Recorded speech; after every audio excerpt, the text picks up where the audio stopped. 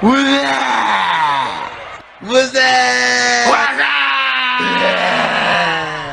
this episode of Millennial Memories, we're pile driving head first into some classic millennial pro wrestling goodness. Of course we are. That's what we do here. Goodness. Awesome. It's all about the goodness.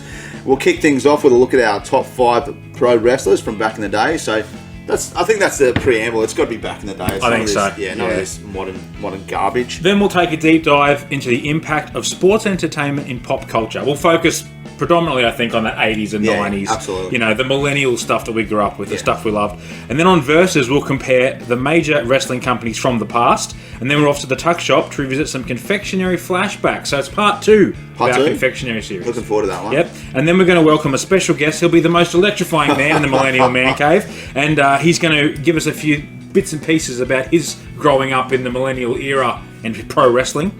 And then what we'll do is we'll head to story time and talk about a few Australian wrestling stories. Talk about electrifying. Then it's time to crank up the Wibbles scope and the Sean O-meter on rewind, of course. And we'll wrap it all up with some pearls of millennial wisdom. Love the pearls. Yeah, not around your neck, but we love the pearls.